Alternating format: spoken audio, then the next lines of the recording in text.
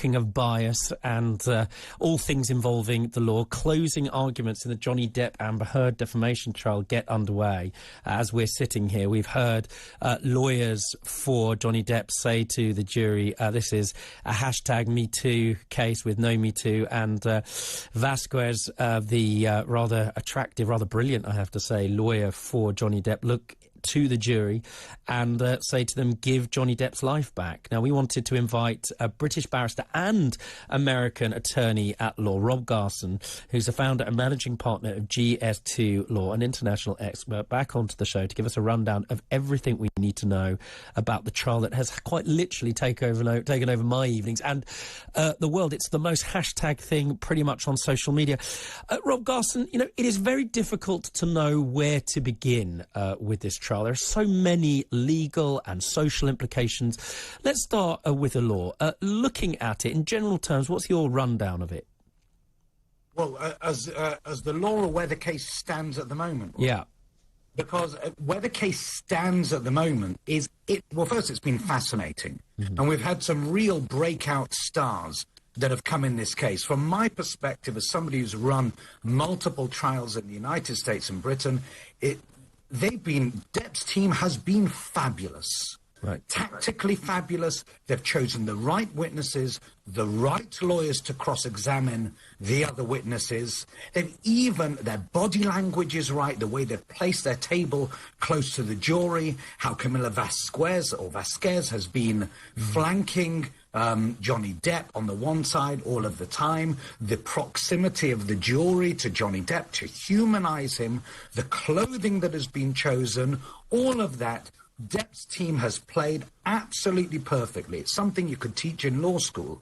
Whereas Amber Heard's team, right, in terms of the personalities, the likability factor, don't get me wrong, they're all very capable lawyers. Oh, no. See, I was with you up until that point. I mean, I agree with you. I mean, lots of people will look at this trial and think that there are similar rules that apply in the UK and England and Wales, and they don't. We can't coach witnesses. We can certainly consider various things about how things will be perceived by a jury, but we can't go to the extent that the Americans can and do. You know, they'll rehearse witnesses and so on and so forth. The Depp team, exactly as you described, Camila Vasquez's cross-examination of Amber Heard was really very well prepared, wouldn't you agree?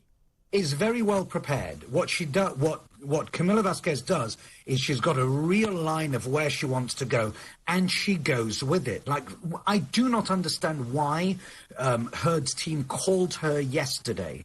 Vasquez was magnificent in the way that she hammered away at her. Your lies have been exposed to the world multiple times. Your witnesses didn't corroborate the wrist in Hicksville. Right. The manager didn't corroborate the trashing of the room. Right. The TRO issue, the temporary restraining order issue, where the TMZ magically popped up at the courthouse, and Amber Heard paused and turned to show her allegedly bruised cheek at the time. Vasquez hammered her. Can we just pause? The reason I stopped you is because you said, unlikely for you, perhaps you were having an uncharacteristic moment of lawyerly kindness towards your learned friends over the pond, but you said that you thought that Amber Heard's team had also been, or put their best foot forward. My emphasis, not yours. I have to say, it's been characterised, it seems to me, by on the bus's incompetence. Yeah, well, look, it's very difficult. I would hate to have my work and my life exposed all of the time. You lay yourself bare as an advocate in court all of the time.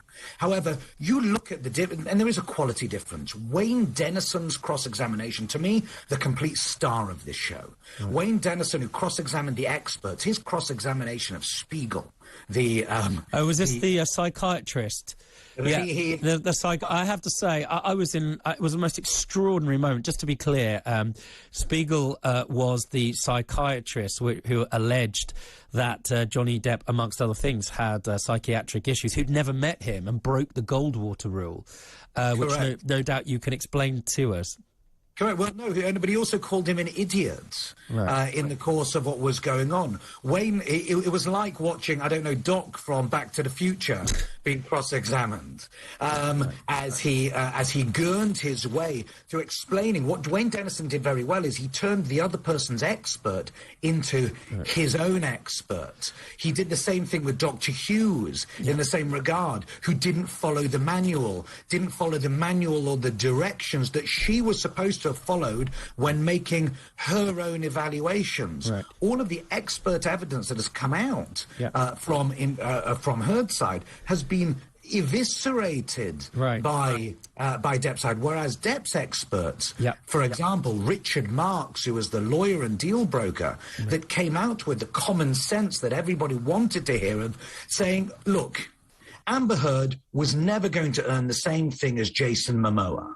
This $45 million Dr. Evil type damages demand that you're making is just frankly unreasonable, because for many of the world, they'd never heard of Amber Heard before this case. Well, they did more than that. I mean, amongst other things, they called experts to say how unlikable she was, and to that extent, they've had a victory. You know, the Amber Turd thing rolls on, for want of a better way of putting it. Look, you know, we've been dealing with this discussion, Rob Garson. You know, you are a managing partner at a major law firm in America that you started, also a barrister of this country. You're globally legally qualified. So we look at it with a degree of professional geekery that other people may not. But to the average schmo in the British public, you know, anybody watching this may look at it and be really worried about it, not least because, as you will be aware, there was an action brought in this country against the Sun newspaper and Dan Wootton.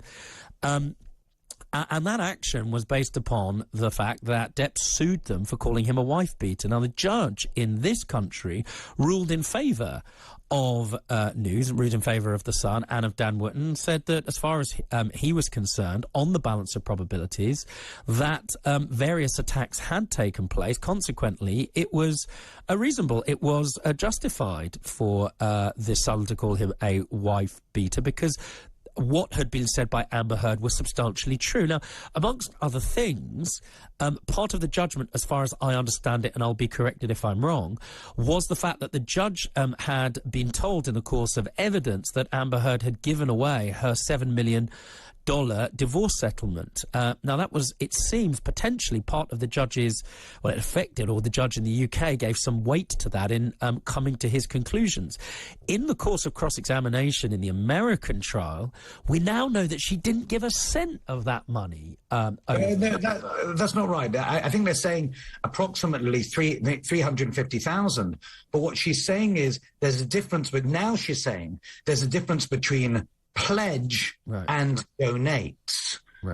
So that this sort of semantics juries don't like, because when you come across with something positive, and it's not entirely true. Just a quick one, because you don't have to. Do you think she could be in danger of being prosecuted here for perverting the course of justice, potentially? Potentially perjury, potentially perverting the course of justice, yes. There's certainly a case for it at the moment on the face of the evidence if you compare the two, but it's very, very rare. Well, I'm afraid to say I'm going to have to go, but I'm going to recommend her to you in the event that she needs you. In the meantime, that was Rob Garson, founder of GS2Law, and you're listening to me, Rob Rinder, Talk Radio Studio. This is Talk TV.